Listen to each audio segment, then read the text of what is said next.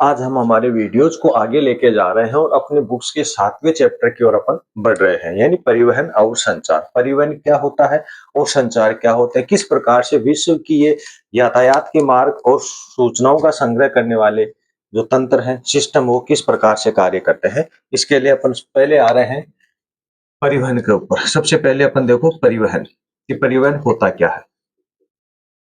परिवहन यानी विभिन्न प्रकार की वस्तुओं एवं यात्रियों के आदान प्रदान को ही परिवहन कहा जाता है। यानी अपन ये कह सकते हैं कि विभिन्न प्रकार की वस्तुओं का आयात और निर्यात होना और इसमें यात्रियों को लाने ले जाने का जो कार्य किया जाता है वो परिवहन कहलाता है। अब इसके माध्यम अलग अलग हो सकते हैं, परिवहन के साधन अलग अलग हो सकते हैं, लेकिन उनको लाने ले जाने की जो क्रिया होती है वही परिवहन कहलाती है। अब इसमें अपन देखेंगे कि परिवहन के जो माध्यम है वो अलग अलग होते हैं।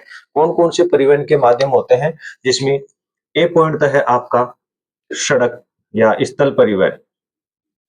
स्थल परिवहन। बी पॉइंट है जल परिवहन।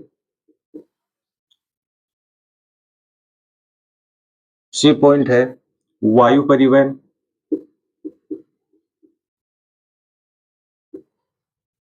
और डी पॉइंट है पाइपलाइन परिवहन।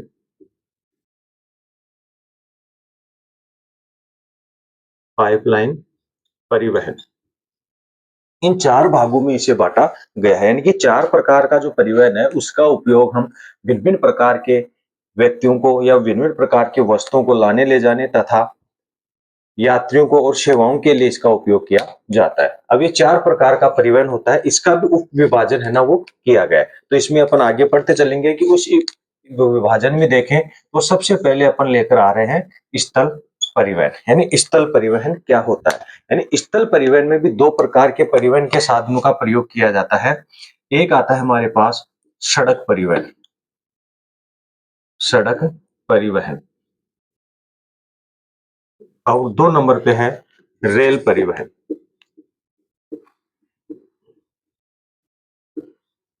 दो नंबर पे आ जाता है रेल परिवहन। यानी सड़क स्थल के ऊपर भी दो प्रकार के साधन चलते हैं, सड़कें भी है तो यानी कि सड़कों के ऊपर होने वाला परिवहन सड़क परिवहन कहलाता है और रेलवे लाइन के ऊपर होने वाला परिवहन रेल परिवहन कहलाता है। तो ऐसे में इसमें अपन सबसे पहले अध्ययन करने जा रहे हैं सड़क परिवहन का।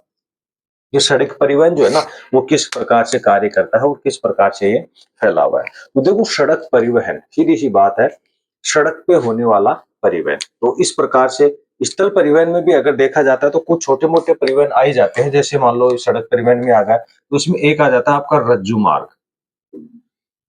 रज्जू मार्ग। अब सबसे पहले ये देखना है कि रज्जू मार्ग होता क्या है। यानी रज्जू मार्ग पहाड़ी क्षेत्र में इस मार्ग का प्रयोग किया जाता है और इसमें क्या होता है, जो ढालू भूमि होती है इस ढालू भूमि के ऊपर रस्सियां लगा दी जाती है। जैसे इस प्रकार से ये ढालू भूमि है, ये आने जाने का इधर से पथ बना हुआ है, मार्ग बना हुआ है। ठीक है, अब यहाँ पर आएंगे जाएंगे तो हमें परेशानी होगी, ढालू भूमि के ऊपर चढ़ने में उतरने में हमारा बैलेंस बिगड़ सकता है, अपन गिरने की संभावना होती है। तो ऐसे में क्या करते हैं कि इधर जगह जगह जो है ना ऐसे पोल गाड़ दिए जाते हैं इसमें दोनों तरफ से, और ऐसे रस्सियां लगा दी जाती है दोनों तरफ। इस प्रकार से ऐसे रस्सियां लगा दी जाती है तो व्यक्ति अगर जो चढ़ेगा इन रस्सियों को पकड़ कर चढ़ेगा और पकड़ कर इनको उतरेगा। दोनों तरफ है ना वो रस्सियां लगा दी जाती है। तो यानी कि पर्वतीय क्षेत्रों में ढालू भागों के ऊपर रस्सियां लगाकर वहां पर आने जाने का जो मार्ग होता है वो रज्जू मार्ग कहलाता है, इसे रज्जू मार्ग कहा जाता है। इसी तरह केबल मार्ग आता है दूसरा, केबल मार्ग। ठीक, केबल मार्ग भी ठीक इसी की भांति होता है। फर्क इतना होता है कि यहाँ पर जो अपन ने रस्सियां लगाई हैं उसमें यहाँ पर या तो केबल लगा दी जाती है, केबल नहीं लगाते हैं तो तार लगा दिए जाते हैं। तो केबल और तार लगाकर उस रास्ते का है ना प्रयोग किया जाता है, तो उसे केबल मार्ग के नाम से जाना जाता है। ये मार्ग हो गए। इसके अलावा एक और आता है बोझा ढोने वाले पशु। बोझा ढोने वाले पशु। अब बोझा ढोने वाले पशु क्या होते हैं, यानी इन पशुओं का उपयोग स्थान विशेष के आधार पर अलग अलग भागों में किया जाता है। कोई किस प्रकार का पशु बोझा ढोता है, वो किस प्रकार का पशु बोझा ढोने के काम में लिया जाता है। जैसे अपन पश्चिमी क्षेत्रों की बात करें, पश्चिमी क्षेत्रों के अंदर घोड़ों घोड़ों का प्रयोग किया जाता है। पश्चिमी जो क्षेत्र है वहां पर घोड़ों का ज्यादातर उपयोग किया जाता है बोझा ढोने के लिए। या मरुस्थलीय जो क्षेत्र है, मरुस्थलीय क्षेत्र में ऊंटों का प्रयोग किया जाता है, क्योंकि उस वातावरण में ऊंट ही जो है वो ज्यादा उस वातावरण के अनुसार है ना वो काम में लिए जाते हैं। तो मरुस्थलीय क्षेत्र में ऊंटों का प्रयोग किया जाता है। ऐसे ही जैसे पहाड़ी क्षेत्र वगैरह है, पहाड़ी क्षेत्र में खच्चरों का प्रयोग किया जाता है, क्योंकि खच्चर ही ऐसे हैं जो ढालू भूमि के ऊपर पहाड़ी क्षेत्रों में बोझा वजन वगैरह को लाने और ले जाने का कार्य करते हैं। ऐसे ही जो समतल मैदानी जो भाग होते हैं वहां पर ज्यादातर बैल वगैरह को काम में लिया जाता है बोझा ढोने के लिए। और जैसे उत्तरी अमेरिका, उत्तरी यूरोप हो गया, उत्तरी एशिया हो गया, उन क्षेत्रों के अंदर क्या किया जाता है, जैसे साइबेरिया वाले क्षेत्र है, बर्फीले टुंड्रा क्षेत्र है, वहां पर रेनडियर का प्रयोग किया जाता है। रेनडियर जो कुत्ते की आकृति में होता है, वहां पर स्लेज नामक गाड़ी खींचने के लिए, वहां पर बोझा ढोने के लिए रेनडियर का प्रयोग करते हैं। तो इस प्रकार से बोझा ढोने वाले पशु अलग अलग प्रकार के होते हैं। इस प्रकार से परिवहन के अंदर, स्थल परिवहन में ज्यादातर भिन्न भिन्न प्रकार के पशुओं का प्रयोग किया जाता है। अब स्थल परिवहन में अपन देख रहे हैं सड़क परिवहन, यानी सड़क परिवहन किस प्रकार से सहायक होता है। जितने भी अपने परिवहन के साधन है, परिवहन के जो मार्ग है, उनमें सबसे सुविधाजनक अगर साधनों परिवहन के मार्गों में गिना जाता है तो सड़क परिवहन को शामिल किया जाता है। बिल्कुल सड़क मार्ग जो है इतना सुगम और प्रत्येक व्यक्ति की पहुंच में होता है। ये सड़क मार्ग प्रत्येक व्यक्ति के घर के दरवाजे तक है ना पहुंचा हुआ होता है, और सुविधाजनक और लचीला भी इसे माना जाता है, क्योंकि इस मार्ग पर, सड़क मार्ग पर चलने वाले परिवहन के साधनों को अपन जब मर्जी आए तब कहीं पर भी रुका सकते हैं, उस पर बैठ सकते हो, उतर सकते हैं। ये अपनी मर्जी के हिसाब से चलने वाले साधनों को गति प्रदान करता है। हर जगह अपने अगर खेतों में भी हमें सड़कें गुजर रही है, हमें जरूरत हुई तो गाड़ी को रुकवाने का इशारा करते हो, वहां पर रुक सकते हो, उतर सकते हैं, उसमें बैठ सकते हैं। बिल्कुल सुविधाजनक, हर घर के कोने तक जो है ना वो ये पहुंचा। और बाकी का वह हवाई मार्ग, जल मार्ग या रेल मार्ग किसी के घर के दरवाजे तक नहीं निकलता है। तो ऐसे में सबसे सस्ता, सबसे सुगम परिवहन के साधन में अगर माना जाता है तो सड़क परिवहन आता है। इस सड़क परिवहन तक पहुंच प्रत्येक व्यक्ति की पहुंच है, हर व्यक्ति की पहुंच में ये मार्ग आता है, और व्यक्ति यहाँ पर आराम से आते जाते और इसका उपयोग है ना वो कर सकते हैं। अगर विश्व के संदर्भ में देखा जाता है तो आज सड़क मार्ग लगभग 150 लाख किलोमीटर से भी ज्यादा जो है ना वो सड़क मार्ग पूरे विश्व में फैले हुए हैं। सड़कों के मार्गों की या सड़कों की जो मार्ग होते हैं उनकी भिन्न भिन्न प्रकार की क्वालिटी के आधार पर अच्छी किस्म के जो होते हैं, विकसित जो देश है वहां पर अच्छी किस्म के सड़कें बनाई जाती है, ताकि बिल्कुल काफी लंबे समय तक चलती है, ना कोई बाधा रहित होती है। इनमें जनसंख्या या भीड़ भाड़ अगर बढ़ जाती है तो इसके मार्ग में फ्लाई ओवर, पुल वगैरह है ना बना दिए जाते हैं, ताकि बिल्कुल बाधा रहित ये अपना संचार कर सकते हैं, कि यातायात का जो प्रवाह होता है वो बाधा रहित होता है। यातायात के प्रवाह में अगर बाधा आ गई तो फ्लाई ओवर बना दिए जाते हैं, उस भीड़ भाड़ से बचने के लिए ऊंचाई से जो है ना उस क्षेत्र को निकाल दिया जाता है। कोई नदी मार्ग वगैरह आ गया, कोई रेलवे लाइन वगैरह आ गई तो वहां पर पुल बना दी जाती है, उसके ऊपर से उसे निकाल लिया जाता है। तो यानी कि सड़क मार्गों का जो यातायात प्रवाह होता है बड़ा ही सुगम होता है, सुविधाजनक होता है, प्रत्येक व्यक्ति की पहुंच में होता है। इस चीज के लिए सड़कों को भी फिर अलग अलग भागों में विभाजित किया गया है। सड़कों की क्वालिटी के आधार पर, देख रेख के आधार पर सड़कें अलग अलग होती है। एक तो आ जाता है महामार्ग, महाराजमार्ग, महाराजमार्ग। दूसरा आ जाता है राज्य राजमार्ग, राज्य राजमार्ग। तीसरा आता है इसमें जिला सड़कें।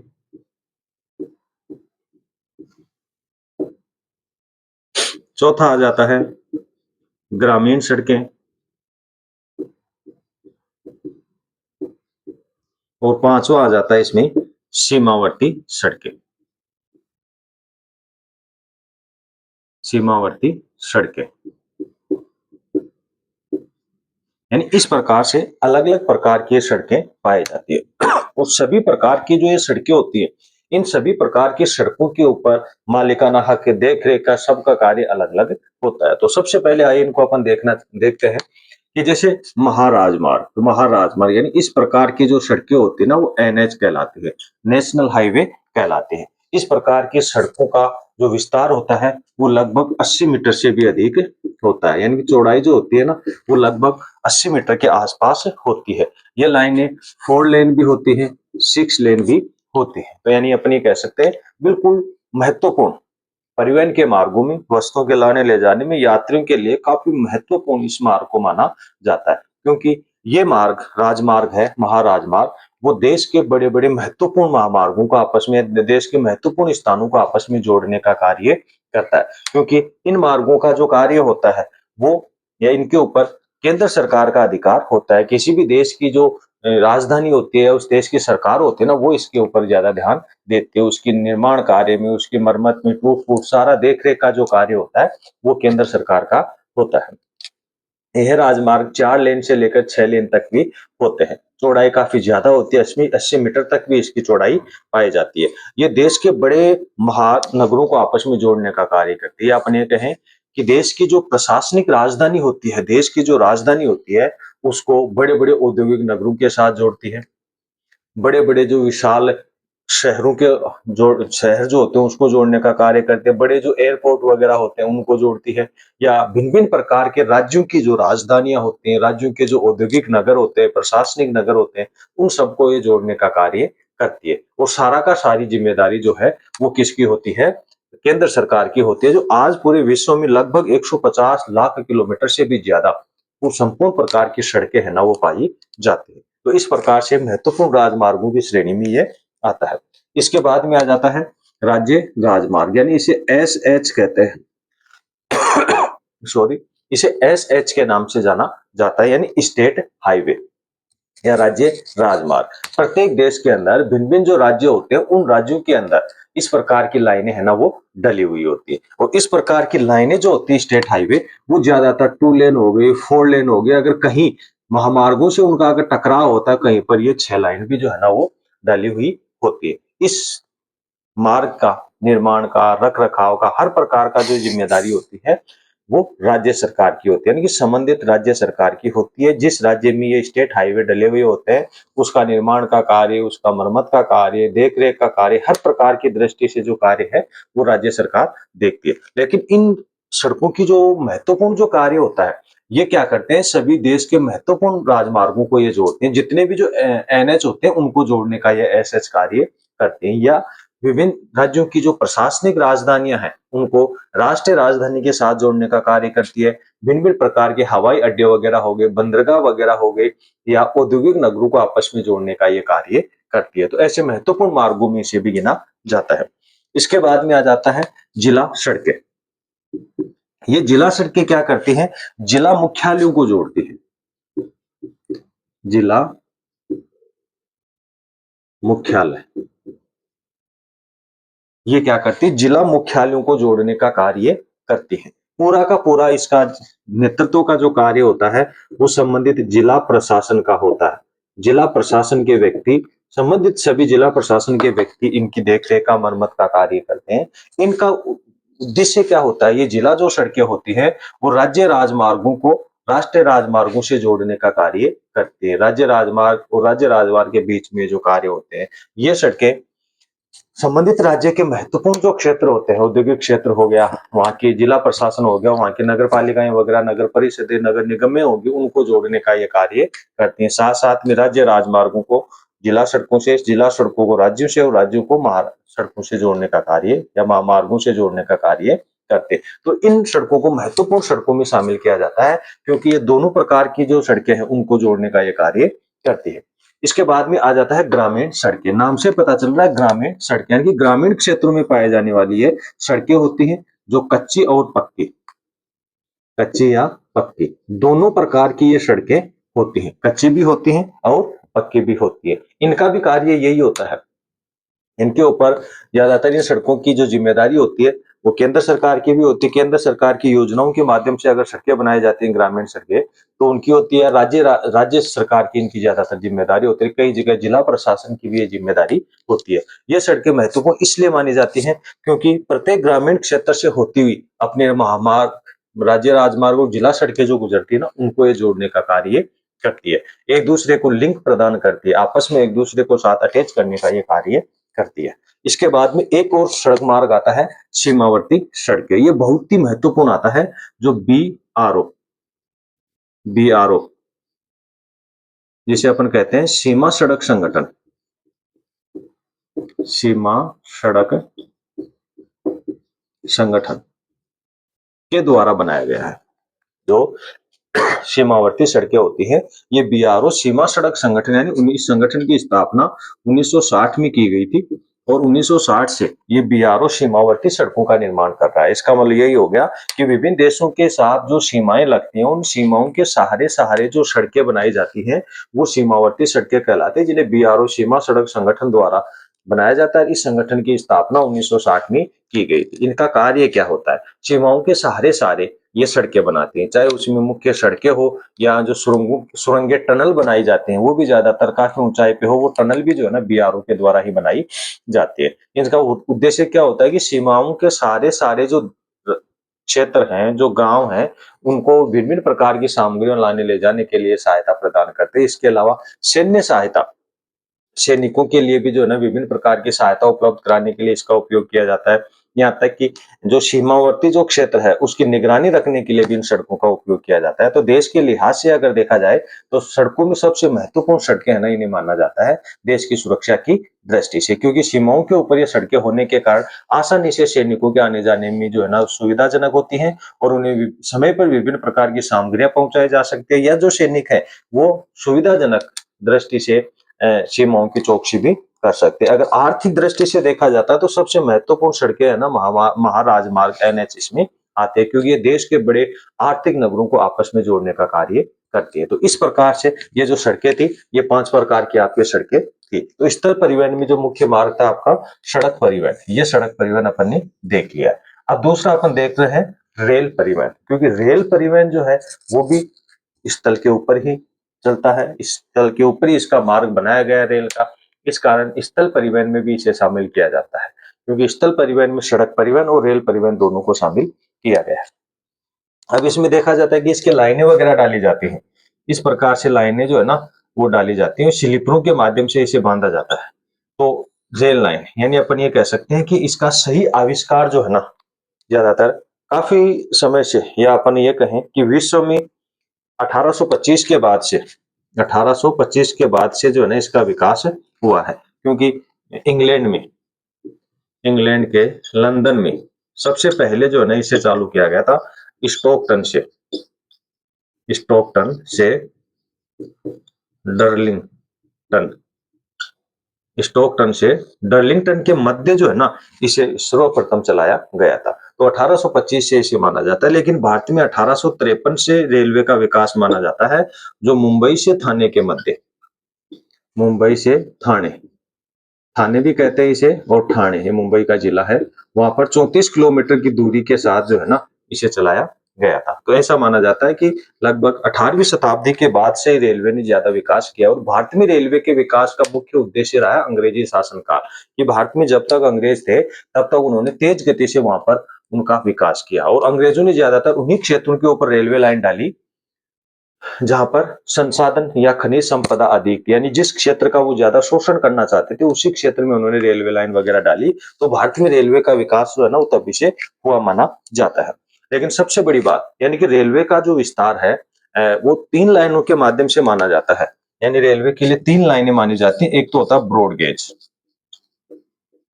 एक तो है ब्रॉड गेज, दूसरा है मीटर लाइन, और तीसरी है narrow gauge, narrow gauge line. ये 3 लाइनें जो है ना वो डाली गई हैं। तो ब्रॉड गेज लाइन को चौड़ी लाइनों के नाम से भी जाना जाता है। ये लगभग 1.67 मीटर के आसपास इसकी लंबाई होती है, किसकी? ब्रॉड गेज वाली लाइन की, यानी कि लगभग 1 मीटर से ज्यादा, 1.25 मीटर या 1.5 मीटर के आसपास ही अपन इसे कह सकते हैं, वो इतनी उसकी चौड़ाई होती है, ताकि ऐसी लाइनें जो है ना वो तेज गति से चलने वाली ट्रेनों को जो है ना वो सहायता पहुंचाती है, क्योंकि उसका जितनी ज्यादा ये गेज है ना चौड़ी ऐसी होगी तो उसमें संतुलन बना रहेगा और तेज गति से वो गाड़ी चल सकती है। तो इस प्रकार से इसका प्रयोग होता है। एक आता है मीटर लाइन, यानी दोनों लाइनों के मध्य की दूरी जो है ना वो 1 मीटर होती है। ज्यादातर इस प्रकार की लाइनें थी, लेकिन अब धीरे धीरे इन लाइनों को ब्रॉडगेज लाइनों में परिवर्तित किया जा रहा है, क्योंकि इनके बीच की दूरी है ना वो 1 मीटर ही हुआ करती थी। ज्यादातर इसे इंग्लैंड में मानक लाइन भी बोला जाता है इसे, वो ज्यादातर इंग्लैंड में इसका उपयोग होता है। एक है नैरो गेज लाइन, ये नैरो गेज लाइन बिल्कुल ही छोटी होती है, यानी कि 0.647 मीटर के आसपास, यानी आधा मीटर से थोड़ा ज्यादा, यानी पौन मीटर जिसे अपन कह सकते हैं, पौन मीटर के आसपास है ना इसकी चौड़ाई होती है। और इसका प्रयोग बहुत ही कम क्षेत्रों में इसका उपयोग होता है, यानी अपन कह सकते हैं ज्यादातर पर्वतीय जो क्षेत्र रहे हैं, टूरिस्ट जो क्षेत्र होते हैं, वहां पर 1 2 3 डब्बे चला करते हैं इंजन के पीछे, और वो धीरे धीरे चलते हैं ताकि पर्वतीय क्षेत्रों का नजारा देखते जाए, मनोरंजन करते जाए। तो पर्वतीय क्षेत्रों में ज्यादातर इसका उपयोग होता है नैरो गेज लाइन का। तो इस प्रकार से ये अपने रेलवे के आधार पर देखे या स्थल परिवहन जो है, वो स्थल परिवहनों में सबसे महत्वपूर्ण क्षेत्र है ना, ये आते हैं। लेकिन समय के साथ विश्व के संदर्भ में अगर देखा जाए तो बहुत ही ज्यादा क्षेत्रों में रेलवे का विकास हुआ है, और भिन्न भिन्न प्रकार के रेल मार्ग है ना वो अस्तित्व में आए हैं। जैसे पार ट्रांस साइबेरियन रेल मार्ग हो गया, पार कैनेडियन रेल मार्ग हो गया, अपना पार ऑस्ट्रेलियन रेल मार्ग हो गया। ऐसे बहुत से रेल मार्ग जो आए हैं, जो एक महाद्वीप के कोने को दूसरे महाद्वीप के कोने तक जोड़ते हैं, या अपन ये कह सकते हैं कि ये लंबे रेल मार्ग होते हैं, तो पूरे महाद्वीप में जो है ना ये गुजरते हैं। तो ऐसे महाद्वीपों को पार महाद्वीपीय रेल मार्ग कहा जाता है। तो अपने अगले वीडियोज में अपन रेलवे का ही विस्तार करते हुए देखेंगे पार महाद्वीपीय रेल मार्ग, यानी कि कौन से ऐसे रेल मार्ग हैं जो एक महाद्वीप को दूसरे महाद्वीप, यानी एक महाद्वीप के छोर को किनारे को दूसरे महाद्वीप के किनारे से जोड़ने का कार्य करते हैं। हमारे चैनल को लाइक जरूर करते रहिएगा ताकि हमारे द्वारा डाले गए वीडियोज आपको आसानी से मिलते रहे।